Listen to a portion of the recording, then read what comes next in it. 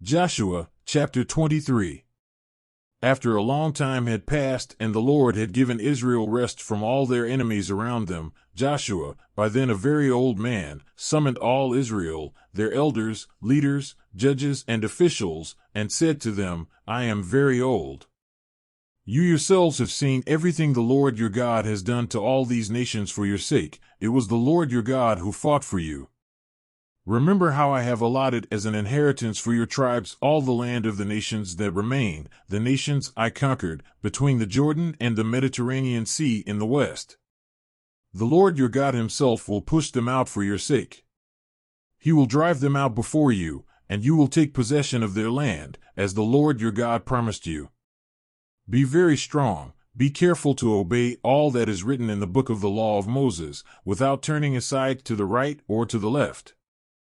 Do not associate with these nations that remain among you. Do not invoke the names of their gods or swear by them. You must not serve them or bow down to them. But you are to hold fast to the Lord your God, as you have until now.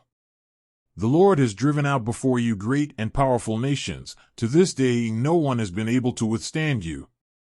One of you routs 1,000, because the Lord your God fights for you, just as he promised.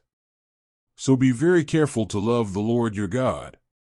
But if you turn away and ally yourselves with the survivors of these nations that remain among you, and if you intermarry with them and associate with them, then you may be sure that the Lord your God will no longer drive out these nations before you.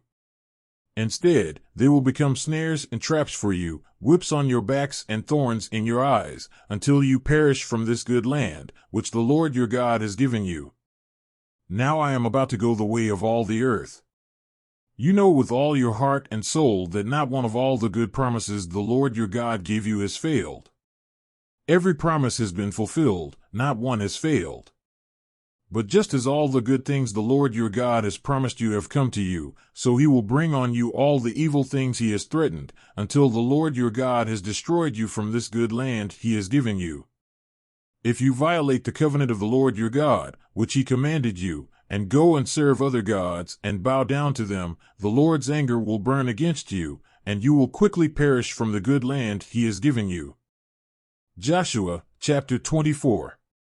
Then Joshua assembled all the tribes of Israel at Shechem. He summoned the elders, leaders, judges, and officials of Israel, and they presented themselves before God. Joshua said to all the people, This is what the Lord, the God of Israel, says, Long ago your ancestors, including Terah the father of Abraham and Nahor, lived beyond the Euphrates River and worshipped other gods. But I took your father Abraham from the land beyond the Euphrates and led him throughout Canaan and gave him many descendants. I gave him Isaac, and to Isaac I gave Jacob and Esau. I assigned the hill country of Seir to Esau, but Jacob and his family went down to Egypt. Then I sent Moses and Aaron, and I afflicted the Egyptians by what I did there, and I brought you out.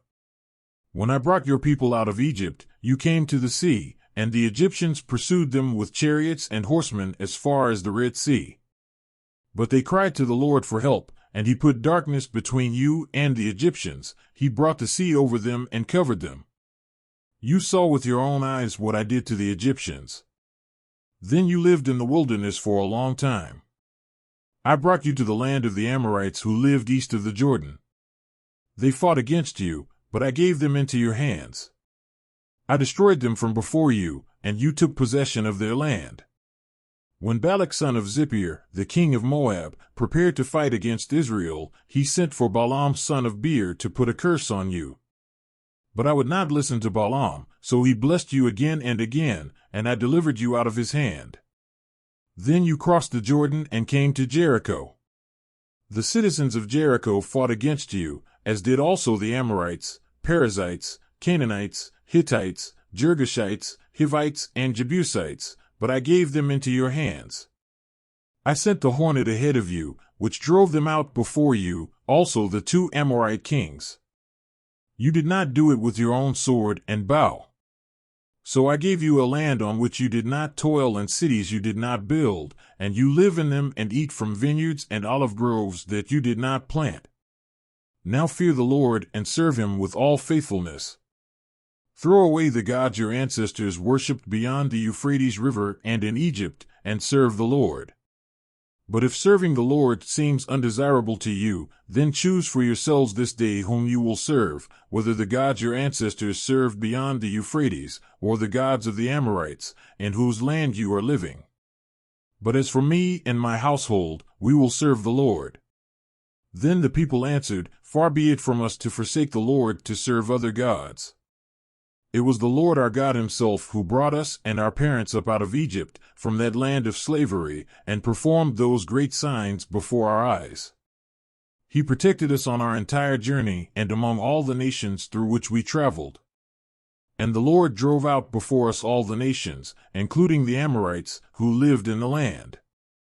We too will serve the Lord, because he is our God. Joshua said to the people, You are not able to serve the Lord. He is a holy God, he is a jealous God. He will not forgive your rebellion and your sins.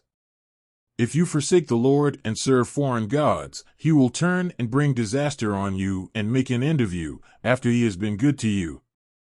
But the people said to Joshua, No. We will serve the Lord. Then Joshua said, You are witnesses against yourselves that you have chosen to serve the Lord. Yes, we are witnesses, they replied. Now then, said Joshua, throw away the foreign gods that are among you and yield your hearts to the Lord, the God of Israel. And the people said to Joshua, We will serve the Lord our God and obey him. On that day Joshua made a covenant for the people, and there at Shechem he reaffirmed for them decrees and laws. And Joshua recorded these things in the book of the law of God. Then he took a large stone and set it up there under the oak near the holy place of the Lord. See, he said to all the people, This stone will be a witness against us. It has heard all the words the Lord has said to us. It will be a witness against you if you are untrue to your God. Then Joshua dismissed the people, each to their own inheritance. After these things, Joshua son of Nun, the servant of the Lord, died at the age of 110. And they buried him in the land of his inheritance, at Timnath-Serah in the hill country of Ephraim, north of Mount Gash. Israel served the Lord throughout the lifetime of Joshua and of the elders who outlived him and who had experienced everything the Lord had done for Israel. And Joseph's bones, which the Israelites had brought up from Egypt, were buried at Shechem in the tract of land that Jacob bought for 100 pieces of silver from the sons of Hamor, the father of Shechem. This became the inheritance of Joseph's descendants. And Eleazar son of Aaron died and was buried at Gibeah, which had been allotted to his son Phinehas in the hill country of Ephraim.